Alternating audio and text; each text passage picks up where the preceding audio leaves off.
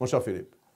Une bonne question de Joker 14. Joker 14, Oui. bonjour. Salut, pourriez-vous définir de façon 100% claire, sans ambiguïté, qu'est-ce qu'on veut dire par Canadien français? Ah ben, J'attends avec impatience la critique du livre quant à sa position sur la fraternité sacerdotale Saint-Pédis que j'ai récemment rejoint. ah, Fait que là, d'accord. Alors, qu'est-ce qu'un Canadien français? Ben, pour moi, alors évidemment, pour Charles Gaudreau, là, si on parle de Charles Gaudreau, de son étude, je pense qu'il définit Canadien français de manière patrilinéaire, c'est-à-dire qu'il faut avoir un père canadien-français dont les origines remontent à la Nouvelle-France. Je pense que c'est ça sa définition.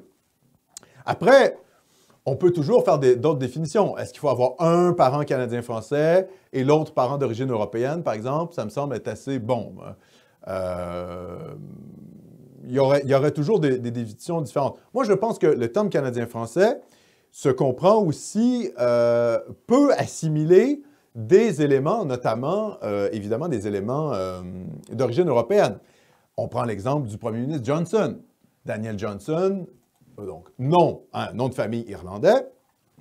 Évidemment, c'est quelqu'un qui appartenait à la civilisation canadienne-française, par l'assimilation. Parce que sa mère, d'ailleurs, était canadienne-française. Donc, pour moi, je le dis, quelqu'un qui a un parent canadien-français et dont l'autre parent est d'origine européenne, quelle qu'elle soit, on peut le considérer comme Canadien-français. Moi, j'ai des amis qui ont fait des enfants avec des Européennes, des Roumaines, des Allemandes, etc. Je considère évidemment que leurs enfants sont Canadiens-français, évidemment. Et en plus, ils baignent dans cette culture-ci. Donc ça, c'est ma définition à moi. Pour ce qui est de la définition de Charles Gaudreau, je vous invite à lire son étude, mais si je ne me trompe pas, c'est patrilinéaire. C'est la définition qu'il en donne. Alors, évidemment, donc c'est pas uniquement non plus la population blanche, on s'entend. Les Blancs anglophones, par exemple, ne sont pas inclus, ou les Blancs qui ne sont pas d'ascendance canadienne-française, comme les Grecs, les Italiens, ne sont pas inclus dans son étude. Donc c'est une définition assez stricte de ce qu'est un Canadien français. Pour ce qui est de la fraternité Saint-Pédis, ben, je vous invite à lire le livre. Je vous invite à commander le livre d'Adrien Abauzit, où il dit qu'en fait, en gros, là, sa critique de la fraternité Saint-Pédis, c'est qu'elle ne fait pas une rupture totale avec Rome sur la question de Vatican II. Et comme pour lui, Vatican II, c'est l'effondrement de l'Église, c'est-à-dire l'Église a été remplacée par une contre-Église, a été obscurcie par l'Église conciliaire a remplacé l'Église catholique.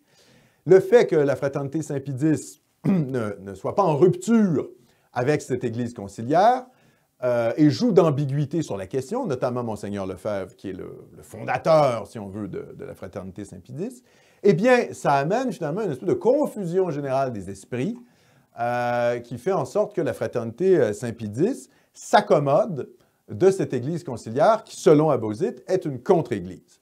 C'est ça son argument. Alors évidemment, on pourrait dire M. Abauzit est un catholique cédé-vacantiste. Si vous voulez savoir vraiment, parce que je ne veux pas défendre ici sa position, il est le meilleur pour défendre sa position, il a fait plusieurs émissions sur Radio Athéna sur le sujet. Donc, si vous voulez vraiment vous renseigner là-dessus, sur les critiques cédé-vacantistes sur la fraternité Saint-Pédis, je vous invite à vous abonner à la chaîne de Radio Athéna et d'aller écouter ces capsules qui sont quand même d'un bon niveau intellectuel. Je pense qu'il faut connaître un petit peu le sujet pour suivre, mais grosso modo, si ça vous intéresse, allez-y, allez écouter Abauzit sur cette question-là. Je pense qu'il a répondu spécifiquement à ça, à la question de la fraternité sacerdotale Saint-Pédis et la question du cédé-vacantisme et de Vatican II. Donc, il sera le meilleur pour vous répondre. Hein. Je pense que cette capsule-là pourrait vous intéresser. Et puis, franchement, achetez son livre. Moi, ça a pris une semaine avant que ça arrive. On a tous, je ne sais pas combien ça va coûter. Ah ben, ça ne m'a rien coûté parce qu'il me l'a envoyé, d'ailleurs. Je le remercie. Il me l'a envoyé pour l'émission. Je viens de réaliser que c'est lui-même qui me l'avait envoyé. Mais en tout cas, ce n'est pas extrêmement cher. Édition Altitude. Vous pouvez trouver ça. Ça l'encourage. Ça contribue aussi au débat général. Et puis, voilà, hein, Écoutez, la question religieuse fait toujours débat, ça n'arrêtera pas de faire débat. Dans les années 20, l'Action française a été condamnée par le pape. Vous savez, nationalisme et catholicisme, il y a toujours eu des tensions. Ce n'est pas demain, la veille, que ça va cesser. Donc, on est dans une sorte de continuité.